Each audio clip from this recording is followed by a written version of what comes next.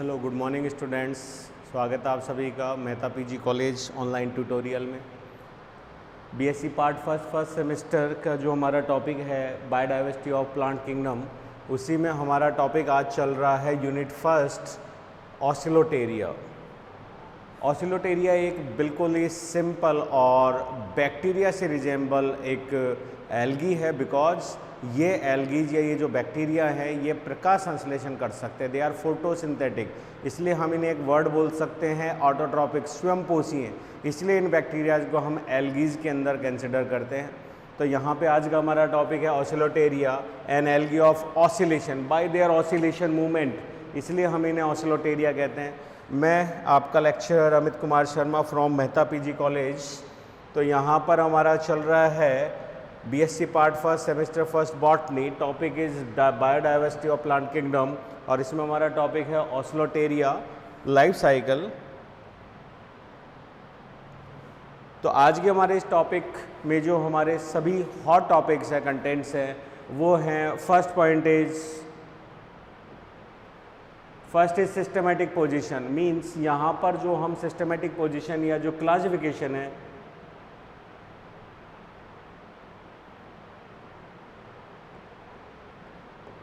जो क्लासिफिकेशन है वो पढ़ेंगे हम फ्रिस का,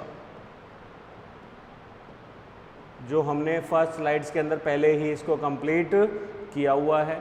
फ्रिस ने अपनी रैंक सबसे हाईएस्ट रैंक जो है वो क्लास को दी है, इसलिए हमारा ऑसिलोटेरिया जो है वो कंसिडर किया जाएगा साइनोफाइसी क्लास के अंदर, जिसे हम ब्लू ग्रीन एल्गी या ब्लू ग्रीन बैक्टीरिया के नाम से भी जानते हैं। सेकंड पॉइंट हमारा आएगा habitat, occurrence, where these kind of algae या जो हमारे ये ब्लू ग्रीन एल्गीज हैं वो पाई कहाँ जाती है, किस प्रकार के भौगोलिक वितरण में या क्लाइमेट कंडीशंस के अंदर ये पाई जाती हैं, वो सारी चीज़ें हम इसमें देखेंगे।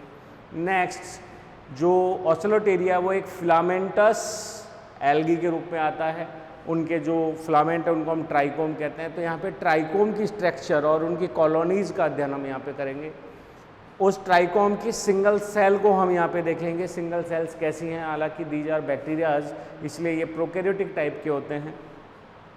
इन सेल्स में mode of reproduction, type of reproduction, ज़्यादातर इनका जो रिप्रोडक्शन है वो वेजिटेटिव टाइप का ही होता है। यहाँ पर ये एसेक्सुअल और सेक्सुअल रिप्रोडक्शन नहीं पाया जाता।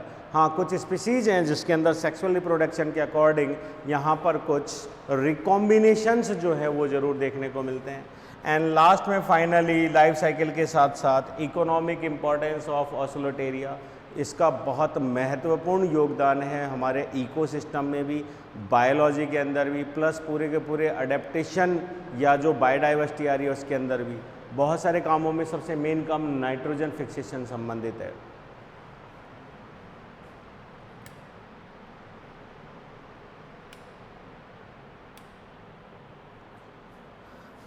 तो शुरू करते हैं students. Next slide, first is classification.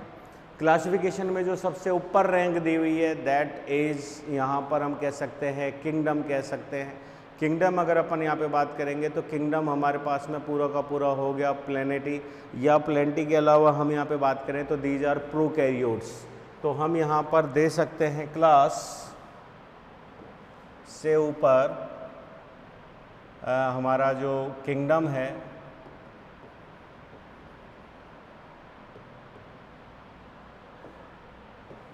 Kingdom is प्रोकैरियोटा।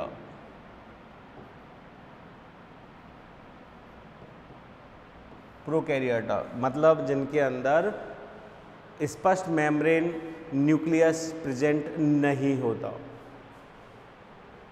Range is class, class यहाँ पे आ गया साइनोफाइसी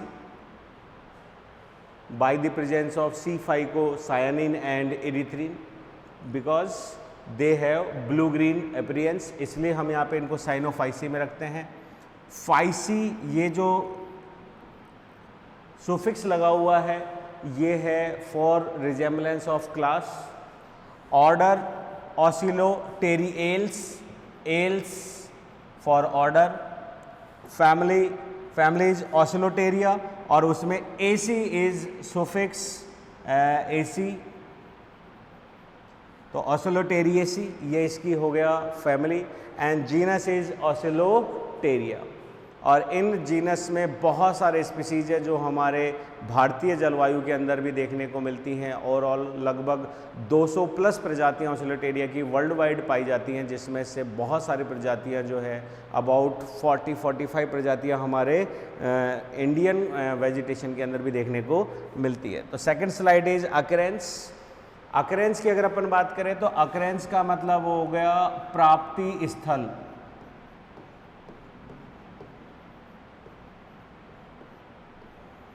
अकरेंस का हो गया प्राप्ति स्थल। ऑसिलोटेरिया के लिए अगर अपन बात करें तो द ऑसिलोटेरिया,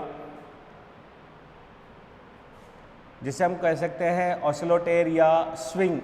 स्विंग का मतलब होता है अपनी ही स्थान पर लहराना, दैट इज स्विंग।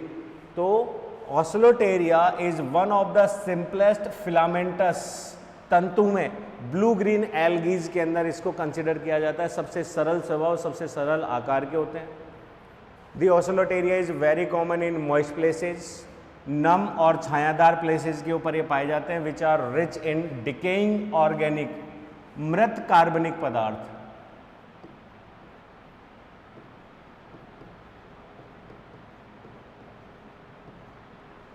मृत कार्बनिक पदार्थ अर्थात जहाँ पर मृत कार्बनिक पदार्थ ज़्यादा होते हैं, जैसे कि जंगल की सतह जहाँ पे पत्तियाँ या पेड़ों के अवशेष या जंतुओं के अवशेष यहाँ पे पड़े रहते हैं, वो उस जगह के ऊपर ये आसानी से ग्रो होते हैं। In forms a thin blue green mucilaginous coating.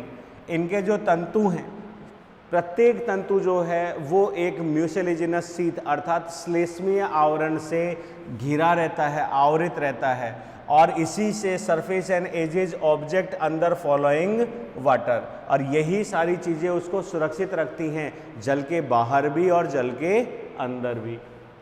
कुछ स्पीसीज जो हमने लगभग यहाँ पर 200 से ऊपर स्पीसीज की बात करी थी, उसमें से लगभग 100 या उससे थोड़ी कम स्पीसीज जो है वो हमारे इंडियन वेजिटेशन में पाई जाती हैं, जैसे कि प्रिंसेप्स ऑसिलोटेरिया, ओ इज रिप्रेजेंट एज ऑसिलोटेरिया। ऑसिलोटेरिया प्रिंसेप्स ये यहाँ पर समुद्रीय हैबिटेट को शो करता है, समुद्रीय। फॉर्मोसा जो स्पीसीज है ये पैडीफील्ड्स, लाइमोसा, फॉर्मोसा, ये पैडीफील्ड धान के जो खेत होते हैं उनकी मिट्टी की सतह के ऊपर होता है और धान की फसल को नाइट्रोजन फिक्सेशन करने में सक्षम होता है। इसलिए इन स्पीसीज के लिए हम लिख सकते हैं they are for nitrogen fixation, that is for nitrogen fixation.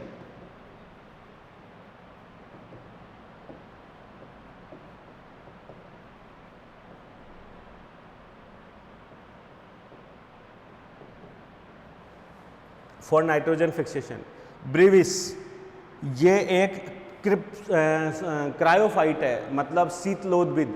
ये -16 तक के टेम्परेचर अर्थात बर्फ में या पोलर रीजन्स के अंदर पाया जा सकता है, हिमालय की वादियों में। टर्बरी फॉर्मिस ये एक थर्मोफाइट है अर्थात तापोद्भिद। ये लगभग 70 या 72 डिग्री टेम्परेचर के हॉट वाटर स्प्रिंग्स के अंदर अपना जीवन यापन या जीवन चक्र को पूर्ण कर सकता है। प्रोलिफिका ये एक लिथोफाइट है। ये नम चट्टानों या नदी या स्प्रिंग के किनारे के जो बड़े वृक्ष होते हैं उनकी जड़ों और तनों की सतह के ऊपर जो है पाई जाती है, इसलिए हम इसे एपीफाइटिक और लिथोफाइटिक कह सकते हैं। ये एक तरीका कह सकते हैं ऑफ टेरेस्ट्रियल, स्थलीय वनस्पति का। लाइमोसा हम बता चुके, ये स्थलीय है और नाइट्रोजन फिक्सेशन में हेल्पफुल होती है। और धान के जो खेत होते हैं उनके अंदर फार्मोसा एंड लाइमोसा ये दोनों की दोनों प्रजातियां पाई जाती हैं और नाइट्रोजन फिक्सेशन में हेल्प करती है। नेक्स्ट, अब अगर हम ट्राइकोम की बात करें तो एक बार इसके डायग्राम की तरफ देखते हैं। That is the diagram of trichome. इनके जो संरचनाएं हैं ब्लू ग्रीन बैक्टीरियाज की,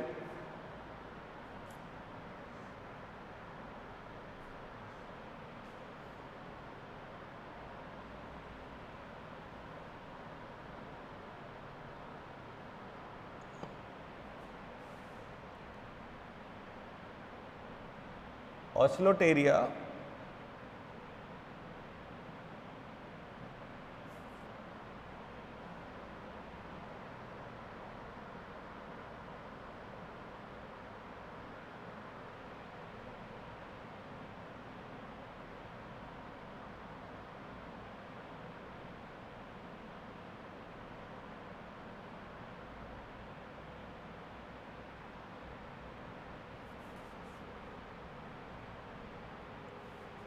दीज आर ऑस्लोटेरिया डायग्राम्स। यहाँ पे हम दे सकते हैं ये एक फिलामेंटस एल्गी है कंप्लीटली।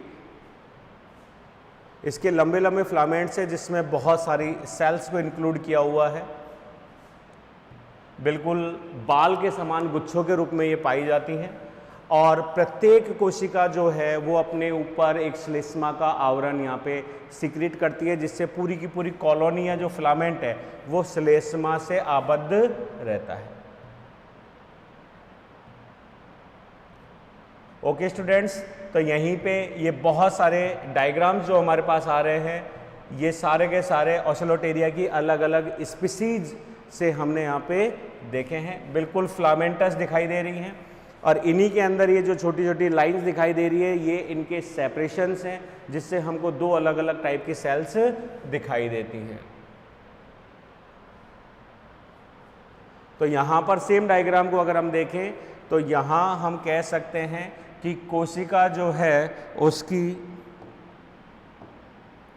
चौड़ाई अधिक है और उसकी ऊंचाई जो है वो कम पाई जाती है। कोशिकाएं आयताकार या यहाँ पर ऑब्लोंग दीर्घवृत्ताकार जैसी हो सकती हैं, लेकिन घनाकार की जगह आयताकार मिलेंगी और कोशिकाओं की जो है वो चौड़ाई अधिक होती है और ऊंचाई कम होती है। और ये बहुत सारी कोशिकाएं एक ही फिलामेंट के अंदर जुड़ी रहती हैं। बहुत सारे ऐसे एल्गीज है या ऑस्लोटेरिया के एग्जाम्पल्स हैं जिनके जो एपिकल सेल है टिप, उस एपिकल सेल पर विशिष्ट संरचना की कोशिकाएं पाई जाती है, जिससे इनकी संरचनाएं कुछ अलग हो जाती हैं। जैसे अगर अपन यहाँ पे बात करें तो ये सेल कुछ अलग स्टेप की हो रही है, दैट नॉन एज कैलिप्ट्रा। ये अभी हम थ्योरी में देख लेंगे। और यहीं पे ये बिल्कुल सूंड के जबान, हाथी की सूंड के जैसी समान संरचना को बना रहा है। यहाँ पर हमारा एग्जाम्पल जो है वो प्रिंसिएप्स का हो जाता है। कुछ ऐसी ऑस्लोटेरिया स्पीसीज है जिनमें विशेष प्रकार की कैलिप्ट्रा सेल्स पाई जाती हैं और कुछ जो हैं वो बिल्कुल प्लेन या एपिकल सेल के रूप में ही पाई जाती हैं। जनन काल में या शुष्क अवस्थाओं में या विषम परिस्थितियों में इसी फिलामेंट में देखिए कि बीच बीच की कुछ सेल्स जो होती हैं वो मृत होकर मोटी भित्ति युक्त हो जाती है और इन्हीं जगह से यहाँ पर फिलामेंट के ब्रेक होने के चांसेस बन जाते हैं। इसलिए इन जगहों को बोलते हैं सेपरेशन डिस्क, पृथक्करण पट या तस्तरी के रूप में।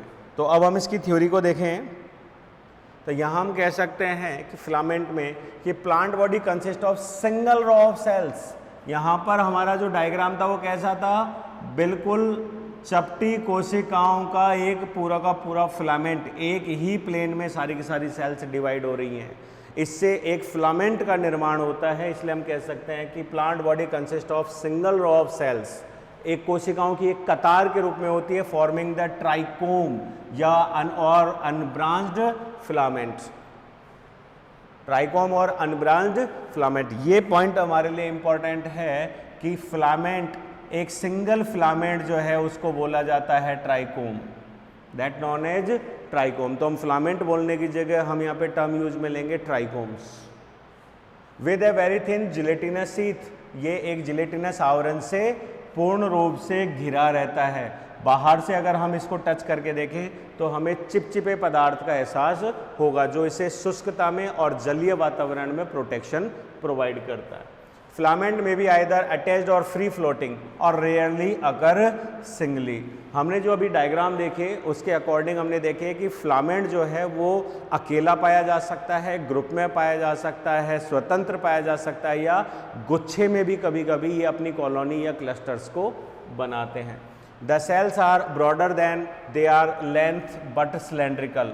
यहाँ अगर अपन समझे की बात करें तो the cells are broader, broader का मतलब हो गया चौड़ी।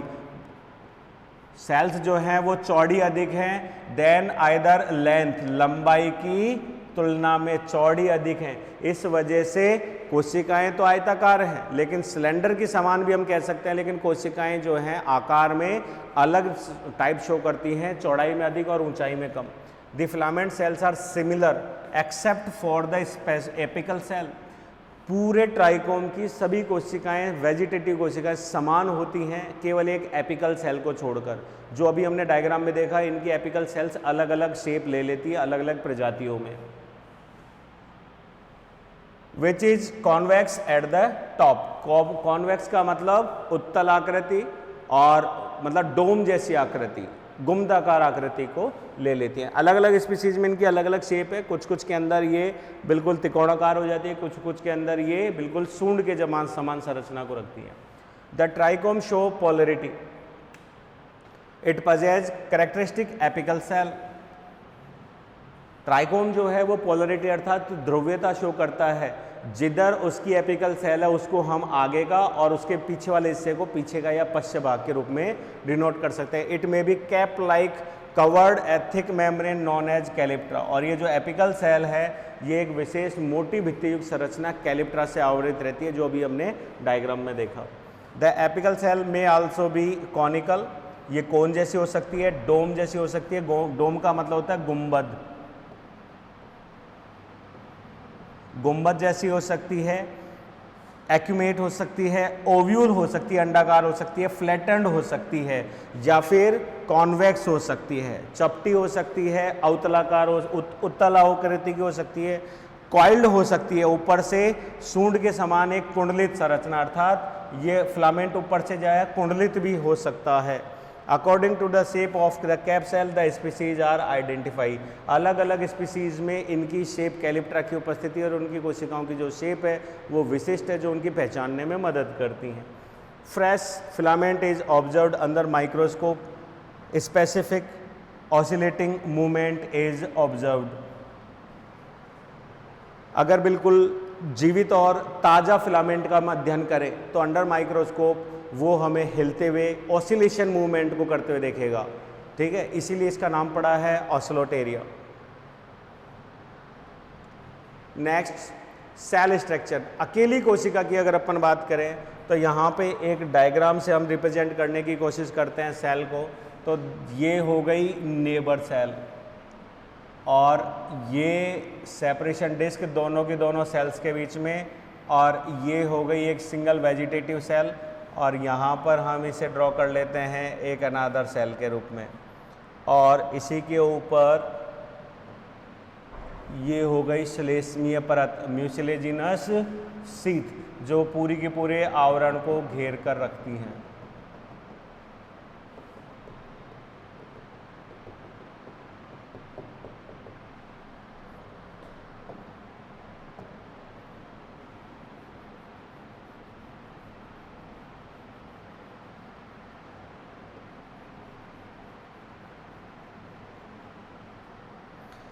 केंद्रक इसमें होगा नहीं, तो यहाँ पर मेन जो फोटोसिंथेटिक पिगमेंट की हम बात करें उसको हम यहाँ पे ऐड कर सकते हैं बिल्कुल परिधि की ओर।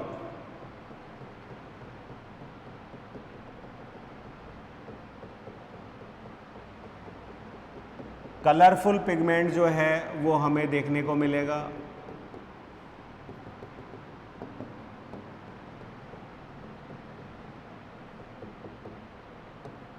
और केंद्र में मिलेगा जीनोफोर, जो कि कलरलेस होगा, दैट इज जीनोफोर। इसी के साथ कुछ राइबोसोम यूनिट्स और कुछ आरएनएज और अदर यूनिट्स, और यहीं पर इसी के साथ कुछ फूड ग्रेन्यूल्स भी हमें मिलेंगी जो बाहर की तरफ होती हैं। तो अगर हम इसकी नेमिंग को करें तो हम कह सकते हैं mucilage,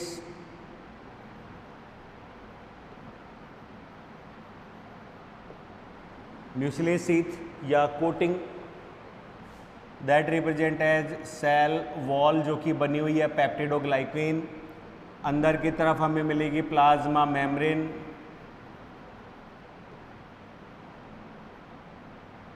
same Robertsonian Robertson plasma membrane के रूप में दिखाई दे रही है।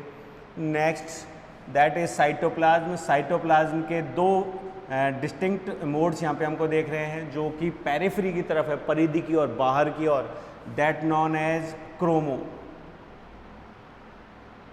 क्रोमोप्लाज्म, दैट इज पिगमेंट या colourful.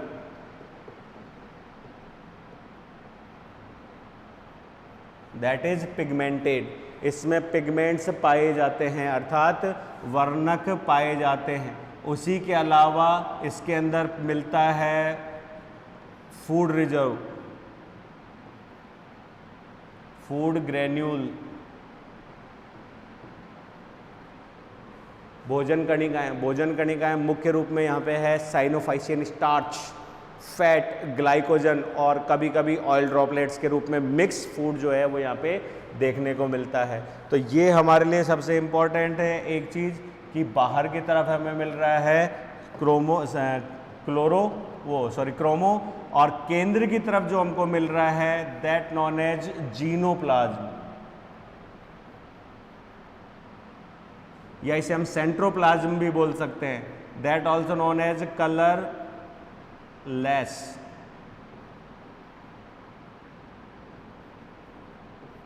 That known as colourless, रंग विहीन होता है ये। इसमें पाया जाता है genetic material that known as genophore.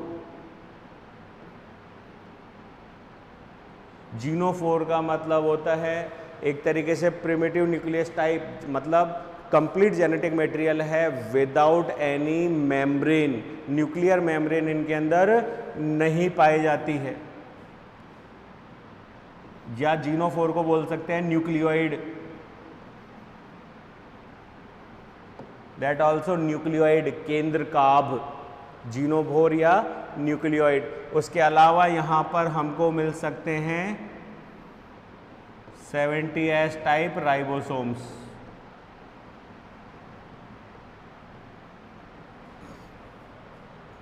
ये है एक वेजिटेटिव सेल।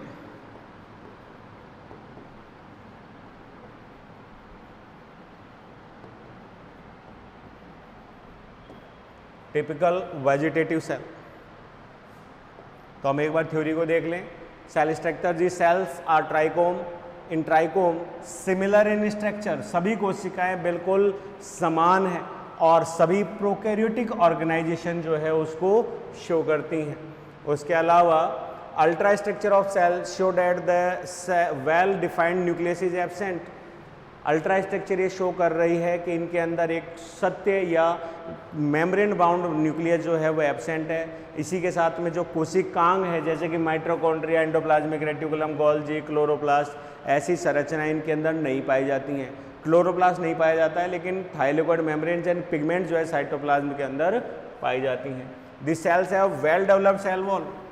कोशिका भित्ति पाई जा रही है जो किसकी बनी हुई है? म्यूकोपेप्टाइड, पेप्टिडो ग्लाइकेन, पेप्टिडोग्लाइकेन्स की बनी हुई है। The protoplasm of two types, दो हो गया। एक हमने कहा पेरिफेरल, अर्थात इसको हम कह सकते हैं आउटर, बाह्य, जिसको हम बोलते हैं क्रोमोप्लाज्म, और एक है सेंट्रल जिसको हम बोल सकते हैं इनर, दैट नॉन एज सेंट्रोप्लाज्म। बाहर वाला जो है पिगमेंट की वजह से रंगीन होता है और केंद्रीय जो है वो रंगहीन होता है। Chromoplasm contain photosynthetic lamellae which contain photosynthetic pigment. प्रकाश संश्लेषी वर्णक और लैमेलीज उसके अंदर पाई जाती है, झिल्लियाँ। और इसमें जो मुख्य प्रकाश संश्लेषी वर्णक है वो आ रहे हैं क्लोरोफिल ए, कैरोटीन्स, जेंथोफिल्स। उसके अलावा जो फाइकोबिलीन्स है उसमें है सी फाइकोसायनिन एंड सी फाइकोएरिथ्रिन, ये इसके मुख्य वर्णक है। और यहाँ पर सी फाइकोसायनिन के कारण ही इसका कलर जो है वो आया है बैंगनी या नीला हरा। साइनोफाइसियन स्टार्च इसमें मुख्य भोजन के रूप में, उसके अलावा ग्लाइकोजन, फ्यूअल ड्रॉपलेट्स और रिजर्व फूड मटेरियल जो है इसमें पाए जाते हैं। उसके अलावा स्मॉल ग्रेन्यूल, छोटी छोटी कणिकाएं भी इसके अंदर रिजर्व फूड्स के रूप में पाई जाती है। सेंट्रोप्लाज्म केवल और केवल इनसफिशिएंट न्यूक्लियस अर्थात प्रिमिटिव न्यूक्लियस या membrane bound nucleus, membrane less nucleus के रूप में रिप्रेजेंट करता है, जिसको हम नाम दे रहे हैं जीनोफोर के अलावा nucleoid, also known as nucleate.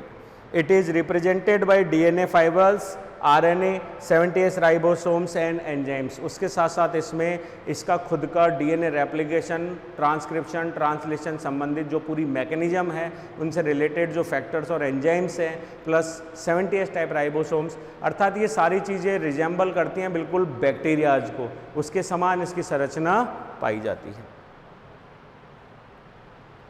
Next, अब हम चल सकते हैं रिप्रोडक्शन। अनुकूल परिस्थितियों में ये केवल वेजिटेटिव रिप्रोडक्शन शो करते हैं। यहाँ पर एसेक्सुअल और सेक्सुअल रिप्रोडक्शन कंप्लीटली एब्सेंट होता है, नहीं पाया जाता। कुछ प्रजातियों के अंदर जेनेटिक रिकॉम्बिनेशन जरूर देखने को मिल सकता है, बाकी सेक्सुअल रिप्रोडक्शन या गैमेटेंज या गैमिट जैसी संरचनाओं का बनना ऐसा कुछ भी इनमें पाया नहीं जाता। जीवन चक्र में कभी स्पोर जैसी संरचना भी नहीं बनती, इसलिए हम इसे एसेक्सुअल भी एब्सेंट बोल रहे हैं। बट कुछ कभी कभी यहाँ पर कोशिकाएं जो हैं, हार्मोगोन जो हैं, वो ठोस और चिरकालिक बन जाती हैं और अकाइनिड जैसी संरचना को बनाती हैं, इसलिए यहाँ पे कुछ एंडोस्पोर्स जैसी संरचनाएं देखने को मिल सकती हैं।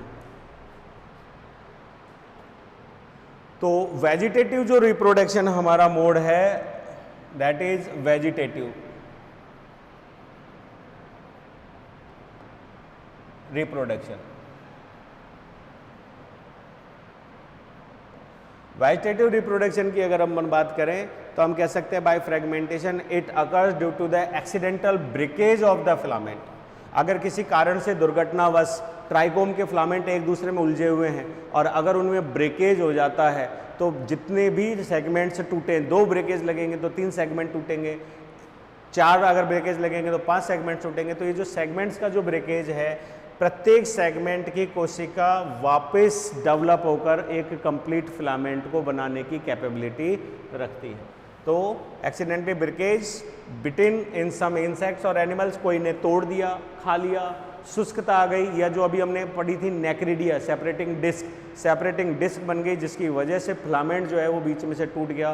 फिलामेंट के डेड एंड डिके होने पर भी फिलामेंट जो है वो फ्रेगमेंटेशन में आ जाता है। तो इसी का मतलब हो गया विखंडन। तो इस विखंडन के फलस्वरूप प्रत्येक सेगमेंट जो है, each of this fragments is capable to developing into a new individual cell या कॉलोनी बाय सेल डिवीजन। तो ये सबसे सरल तरीका है, सबसे आदिम प्रकार का तरीका है और सबसे ज़्यादा ऑस्लोटेरिया द्वारा अपनाया जाता है। नेक्स्ट कह सकते हैं हार्मोगोन। ये एक विशेष संरचना है जो स्पेशलिटी है ऑस्लोटेरिया की। इसमें अगर हम देखें तो जो फिलामेंट है, फिलामेंट के अंदर कभी कभी शुष्क परिस्थितियों में या किसी कोशिका के मृत हो जाने से या कोशिका के डैमेज हो जाने से कोशिका पृथक नहीं होती, लेकिन पूरे फिलामेंट का आपस में जो तालमेल है उसको बिगाड़ देती है, और ये एक सेपरेटिंग डिस्क या नेक्रिडिया के रूप में यूज में आती है।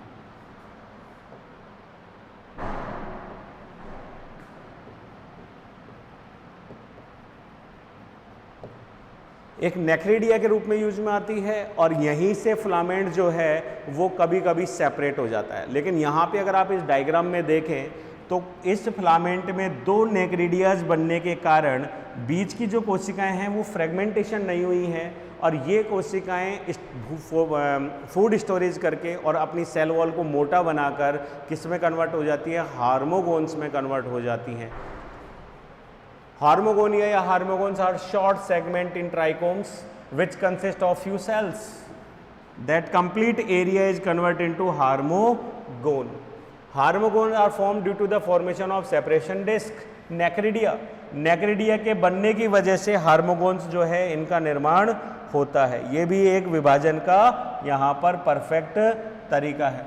Next, these discs are mucilaginous, pad-like and बाइकॉन्केव। ये रहा, दिस इज नॉन एज बाइकॉन्केव, द्विअवतलाकार होती हैं, ठीक है, जिसकी वजह से हार्मोगोन की जो संरचना वो कैसी हो जाती है, डोम शेप दिखाई देने लगती है।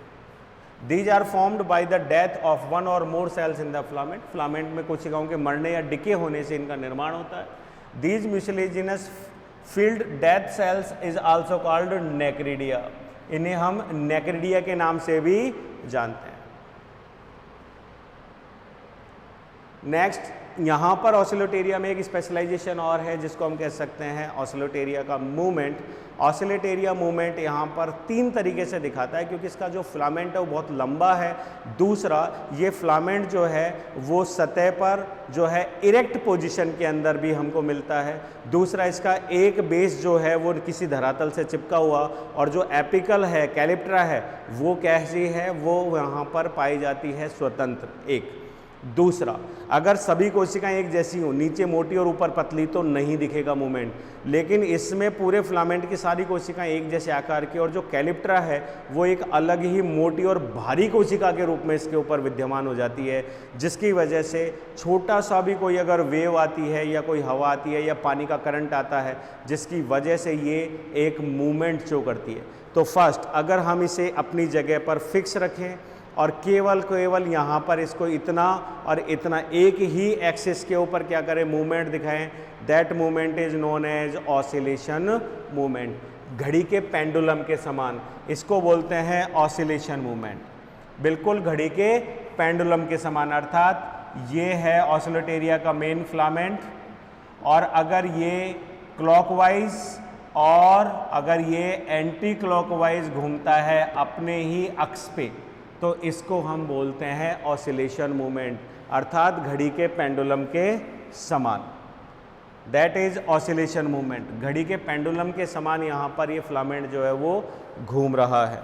दूसरा, हम यहाँ पे बात कर सकते हैं बेंडिंग मूवमेंट। बेंडिंग मूवमेंट भी वही ऑसिलेशन वाली हो गई, एक तरफ बेंड कर जाना, इसको हम ऑसिलेशन कह सकते हैं। एक मूवमेंट और हम यहाँ पे बात करते हैं नॉन एज रोटेटरी। रोटेटरी को समझिए, अगर बेस अपनी जगह पे है और फिलामेंट जो है वो केवल एक एक्सिस पे घूम रहा है, दैट इज ऑसिलेशन। लेकिन अगर हम इसी को ही अपने ही अक्ष के चारों तरफ 360 डिग्री के ऊपर क्या कर ले, घुमा ले, इसको बोलते हैं रोटेटरी मूवमेंट। सेम ही डायग्राम, लेकिन इसके अंदर जो है वो रोटेटरी क्लॉकवाइज या एंटी क्लॉकवाइज हम इस डायरेक्शन को शो कर सकते हैं। इसको बोलते हैं घूर्णन गति और इसको बोलते हैं विसर्पी गति, अर्थात घड़ी के पेंडुलम के समान। एक मूवमेंट हम यहाँ पे बात कर सकते हैं ग्लाइडिंग या क्रीपिंग। क्रीपिंग का मतलब होता है रेंग कर चलना। इसके अंदर फिलामेंट जो है जिलेटिनस है। इसमें क्या होगा कि एक तरफ फिलामेंट का जो भाग है वो किसी मेन ठोस आधार से चिपक जाएगा, और बाकी का जो फिलामेंट है वो अपनी जिलेटिनस सब्सटेंस की वजह से आगे की तरफ मूव करता है। ठीक है, फिर उसके बाद आगे वाला भाग अपने आप को चिपकाएगा और पीछे वाला भाग जो है वो वहाँ पर वापस पहुँच जाएगा। इस तरीके से बिल्कुल एक कैटरपिलर लार्वा के समान जो गति होती है उसको हम बोलते हैं यहाँ पर क्रीपिंग या ग्लाइडिंग मूवमेंट। रेंग कर चलने वाली मूवमेंट को हम यहाँ पे शो कर सकते हैं, जो इस डायग्राम के अंदर हमको दिख रहा है, जिसमें फिलामेंट जो है या ट्राइकोम जो है वो थोड़ा सा ऊपर और नीचे की तरफ सरकने की कोशिश कर रहा है। That is gliding movement. ये हो गया ऑसिलेशन मूवमेंट, और यहाँ पर हम इसी डायग्राम को रिप्रेजेंट कर सकते हैं एज